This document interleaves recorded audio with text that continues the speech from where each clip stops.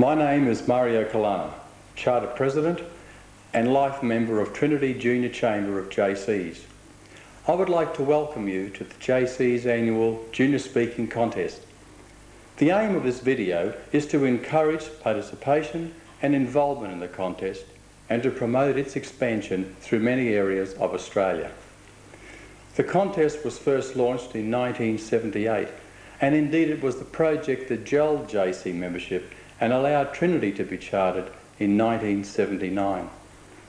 The contest began modestly with 2 local schools nominating 2 students in each of 2 sections, the junior section grade 4 and 5 and the sub-senior section grades 6 and 7. So much has been the response from teachers, students and parents of the local schools that the contest has been expanded quite dramatically over the years. More than 30 schools in the local Cairns area are annually asked to nominate 4 students in each of 4 sections, the junior section grade 4 and 5, the sub-senior section grades 6 and 7, and the senior section grade 8 and 9, and the open section grade 10. The latter was introduced only this year. The contest has allowed interaction, involvement and cooperation among students, teachers and parents from all local schools, and has provided them with contact with other local groups, Jaycees both past and present, rostrum, Rotary, speech and drama teachers, Toastmasters and past contestants. 1991 has been the most successful for numbers of contestants, the high standard of the finals and the involvement with other organisations. We have seen 140 students from 24 schools compete, and we have used 45 adjudicators from the previously mentioned groups, each of them willing to donate their time and their expertise for the betterment and the encouragement of youth. The contest has also encouraged keen competition within most schools to choose the students who will represent them in the junior speaking contest. Many hundreds of students are involved at this level annually, and for this we wish to thank the teachers and the parents for their cooperation and their belief that Earth's greatest treasure lies in human personality.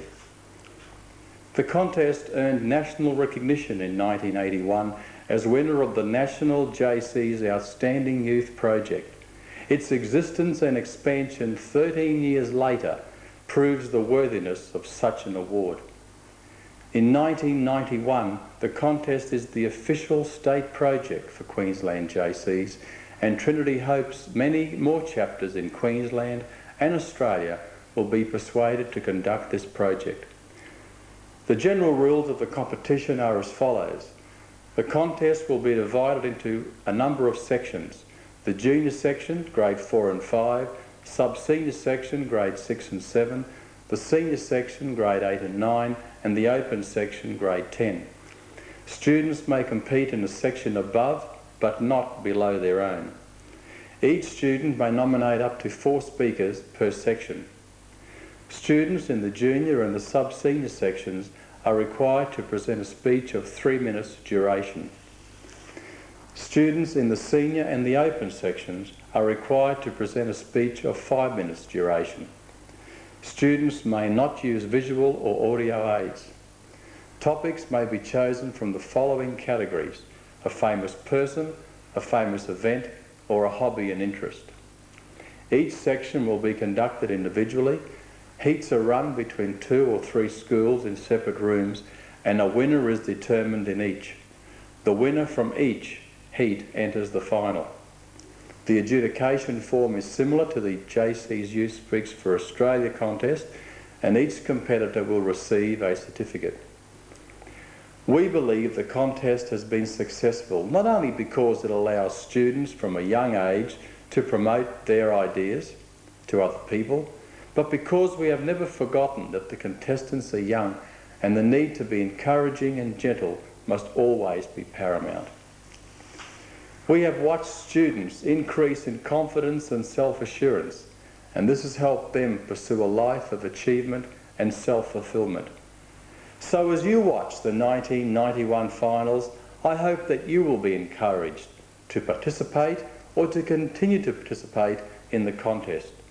I hope you will be encouraged to become involved in its organisation and its improvement.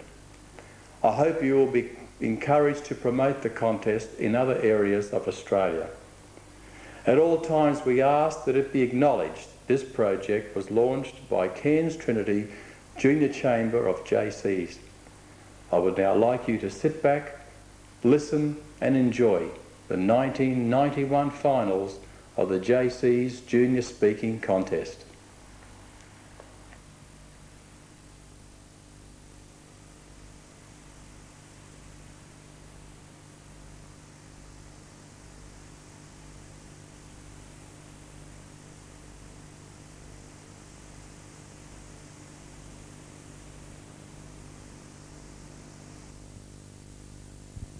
Good evening, ladies and gentlemen.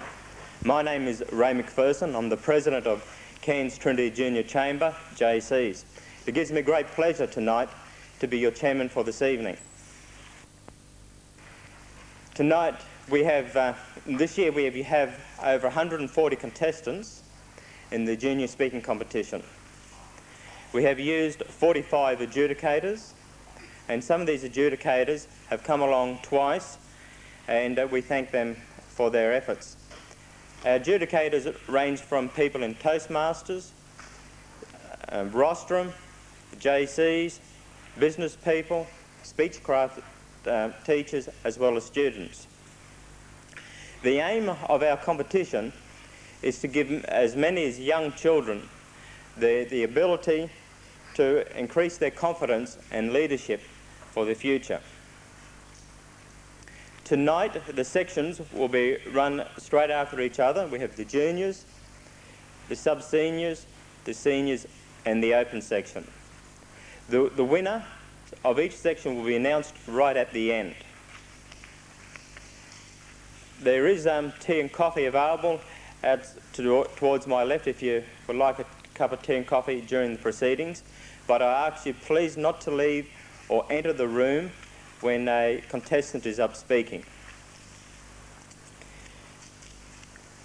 Our adjudicators for this evening, the chairman of adjudicators is Mr. Bob Creamer.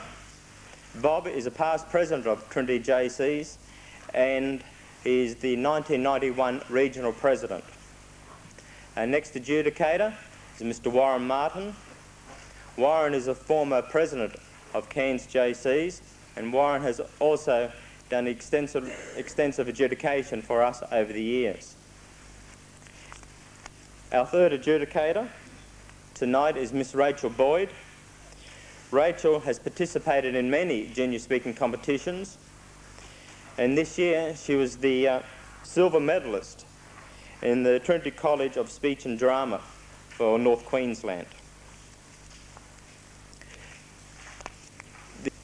And we receive a warning bell at 2.5 and 2 bells at 3 minutes. The timekeeper for the junior section this evening is Mr. Mario Calanna. Now would you please give a warm welcome for our first contestant this evening is Catherine Leighton.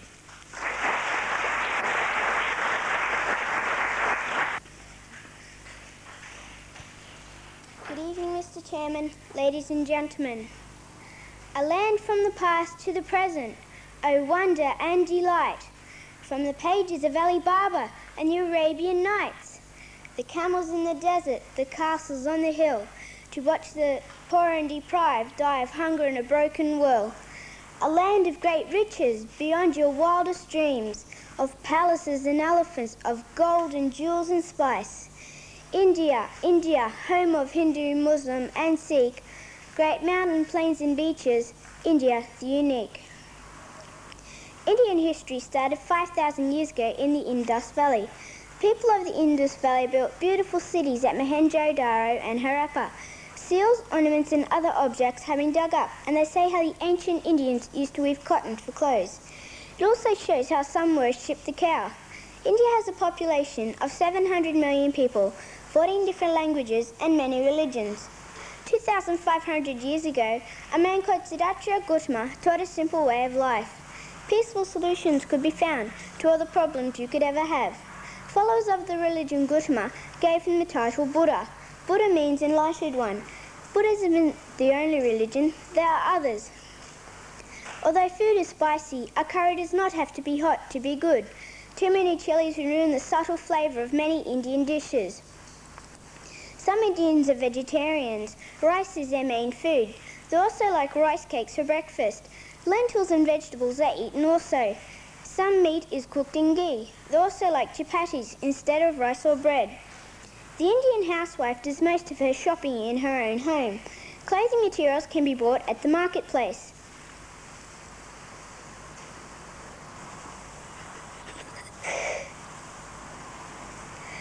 The festival or traditional dress of an Indian woman is a sari.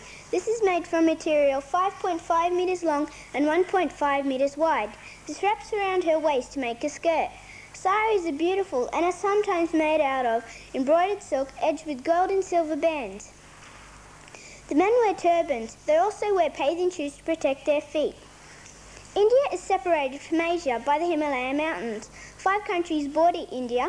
India is made up of the mountain wall, the plateau and the Himalaya mountains. India is a fascinating land for study because of its surface rock formed by lava, high mountains and valleys. Tigers, elephants and water buffaloes are a picture of delight to tourists. India has poverty and overcrowding, but the mystical East sounds appealing to me.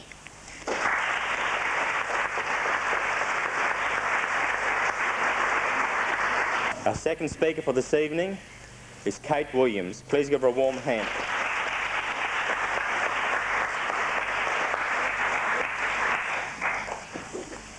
Mr. Chairman, ladies and gentlemen, fellow children, the topic for my speech today is one which involves us all. In fact, to most children, it is a topic of great concern. It is a topic which none of us can escape, no matter how much we would like to at times, and which, although it can be very frustrating, it is also good to have around. Of course, I'm talking about parents. Yes, that group of people who, although labelled with the same name, can be as different as the grass and the sky.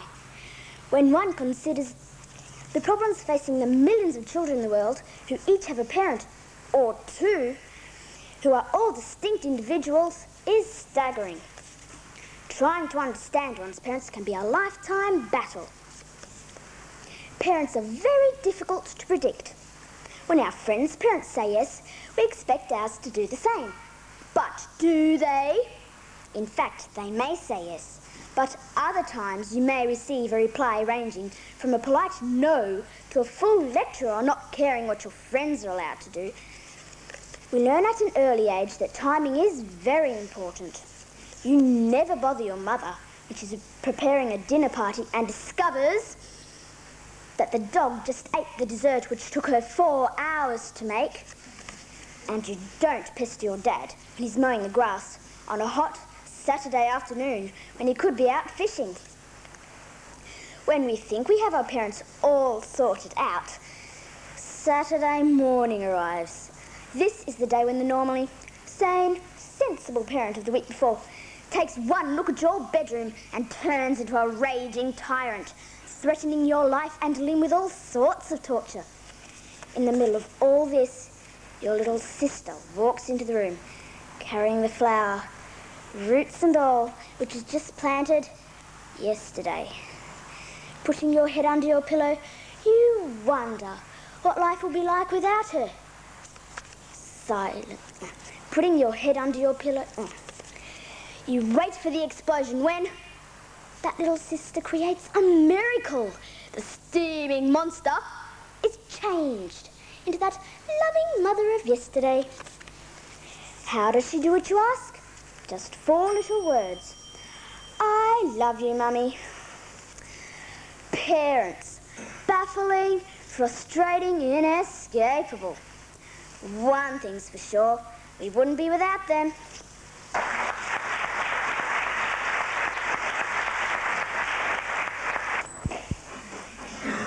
Our third contestant this evening is Wade Champion. Please give him a warm hand.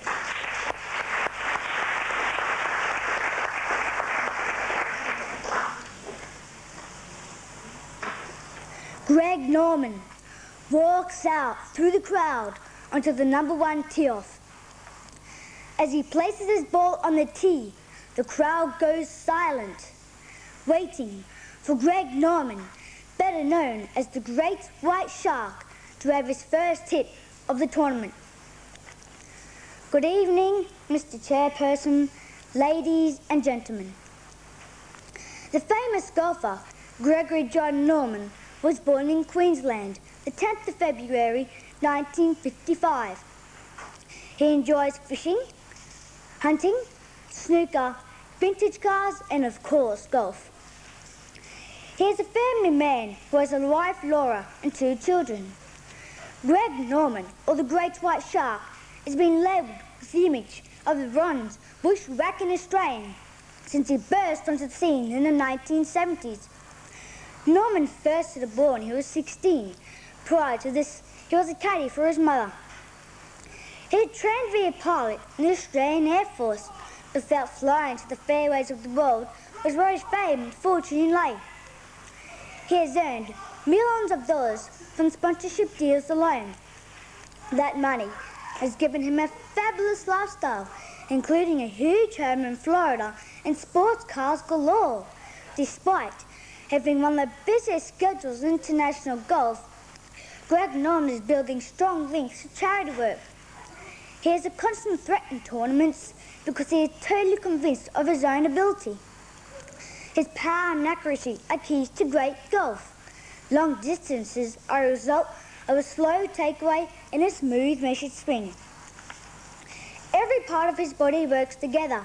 His chipping and putting touch is delicate and assured. Norman is more than just a distance master. He has perfected his game in all departments, including bunker play. He turned professional in 1976. His wins include 1980, winner of World Match Play Scandinavian Open and French Open. 81, winner of British Masters and Australian Masters. 82, winner of British Masters and Hedges International. 83, winner of World Match Play and Australian Masters. 84, winner of Australian Masters. 85, winner of Australian Open. 86, winner of European Open and British Open at Turnberry. 87, winner of Australian Masters and Australian Open. 88, winner of the Italian Open. 89, winner of the Australian Masters. Norman's record on a global basis is excellent. He has won more than 50 titles around the world. From 1986 to 1988, the ranking rated Greg Norman the best player in the world as his power and presence held the crowd spellbound.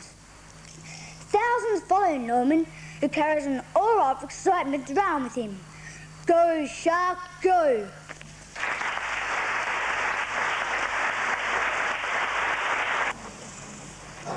Ladies and gentlemen, our next contestant this evening is Ben Oliver. Please give him a warm hand of applause.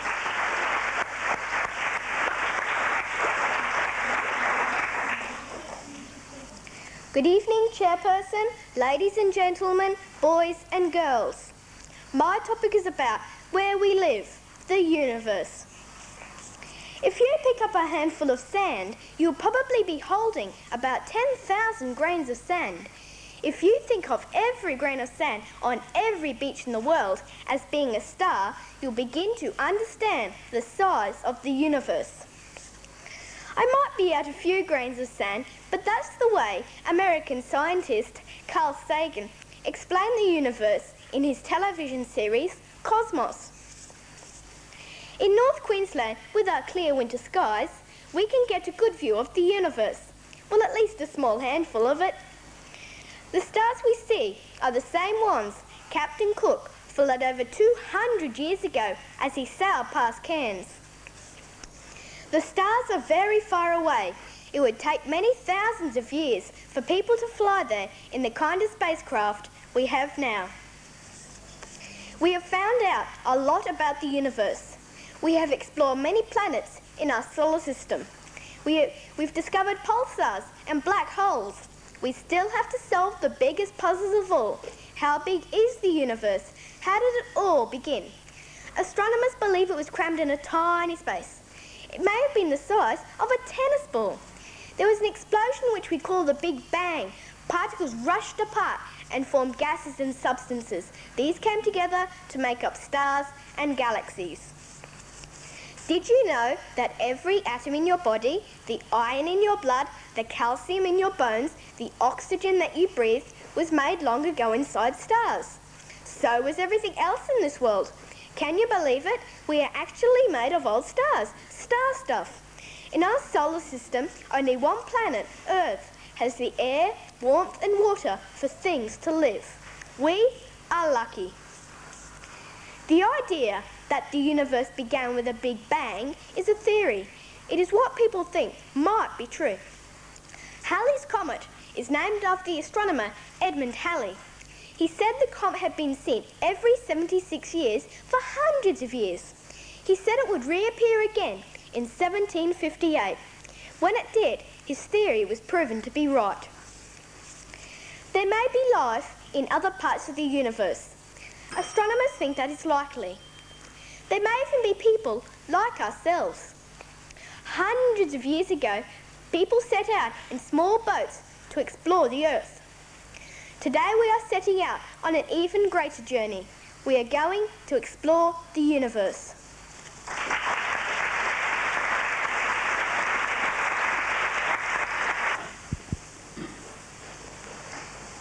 Our next contestant this evening is Megan Crockford. Please give her a warm welcome.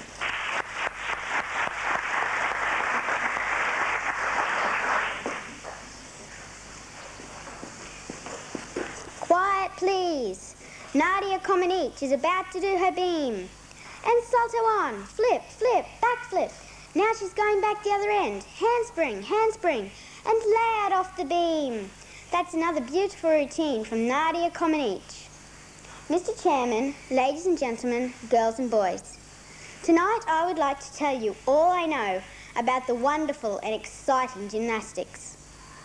The first thing you have to do before you start gymnastics is find a suitable gymnastics club with a good coach. When you've done that, find out what day you can attend. The first thing you will probably learn at gymnastics is how to warm up. You will stretch your muscles and learn simple movements. It is vital to warm up or you could pull a muscle and be hurt very badly. The women's apparatuses consist of the floor, vault, beam and the uneven bars. On the floor you will learn handstands, cartwheels, back walkovers, back flips, rolls and many other different movements. The spring floor is normally 12 metres square. On the beam you can do difficult movements. I've been known to fall off occasionally, especially in competitions. The bars is a beautiful apparatus, but you have to be strong and be able to swing like a monkey to be good at it. On the vault you have to run fast. There is a beatboard to help you get over the horse. You don't use a real horse in gymnastics. They call it a horse because it has 4 legs and a flat back, just like a horse. When you go over the horse, there are mats for you to land on. In gymnastics, they have level testing. You'll start at pre-level and go 1, 2, all the way up to 10. When you're past at least level 10, you can go to the Institute of Sport in Canberra. But if you're good enough in level 3, you could go then if you really wanted to. Men can also do gymnastics. They have 2 apparatuses the same as women. They are the floor and the vault. The men's apparatuses consist of the floor, vault, parallel bars, beam, and the horizontal bar. Gymnastics has been in the Olympic Games for many years now. Did you know that Nadia Comaneci was the first person ever to get a perfect 10 in an international competition? My favourite hobby is gymnastics. Would you like to do gymnastics? Well, come and join me and be a gymnast.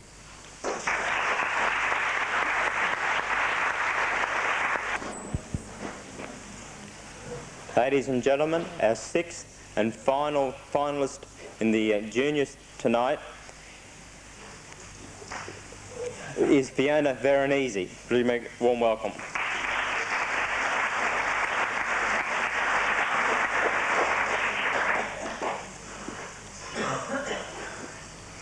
Are you aware that you and I could be guilty of harbouring one of Australia's most unwelcome guests? The Buffo Marinus. Mr. Chairman, ladies and gentlemen, would you believe that my very own mother went one step further as a child and chose this repulsive animal as a pet? The animal I am referring to is familiar to us all, our local cane toad. There are over 200 species of toads found throughout the world. However, this amphibian is not a native animal of Australia. On June 22, 1935, 102 cane toads arrived in Queensland and were released near Cairns. Meant to be an asset by destroying the beetle, which was causing extensive damage to sugarcane crops, the cane toad operation backfired and Australia became the home of another unwanted animal. Visitors to Queensland are often eager to get a glimpse of the famous toad. My personal opinion, and I'm sure one shared by most, is that the toad is an extremely ugly creature. Let me paint the gruesome picture.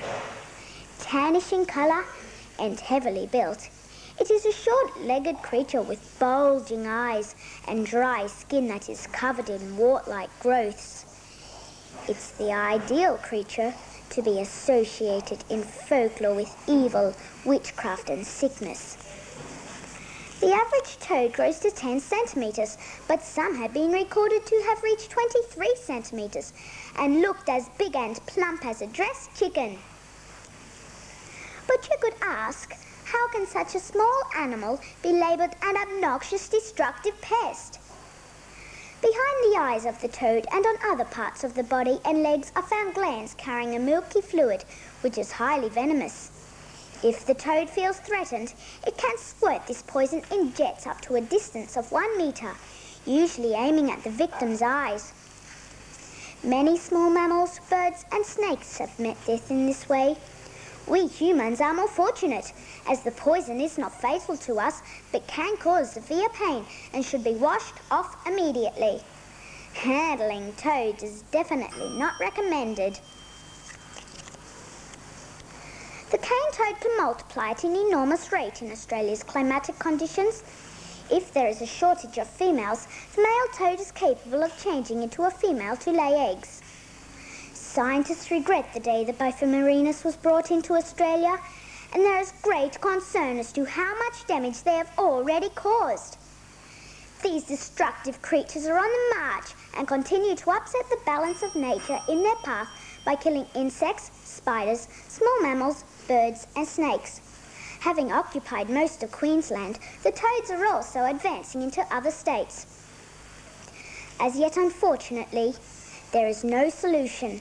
However, I hope one can be found soon before it is too late to stop the destruction of many of our own native animals.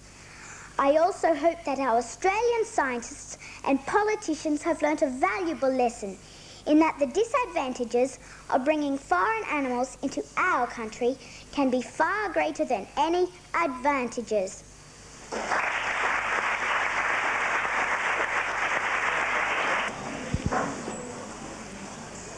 Ladies and gentlemen, we now are entering into the sub-senior section, and we have now 3 new adjudicators. We have Mr. Owen Hitchings. Owen is the president of the Trinity Rostrum Group, and Owen also has coordinated the Voice of Youth for the past few years. Owen is also a school teacher. Next we have Dorothea Silverman. Dorothea is also a school teacher, and she has adjudicated our competition every year since it has started. Our third adjudicator is Annette Taft. Annette is a speech therapist, and she had studied speech and drama, and she has also adjudicated at Stedfords and other contests. Would you please give them a warm applause?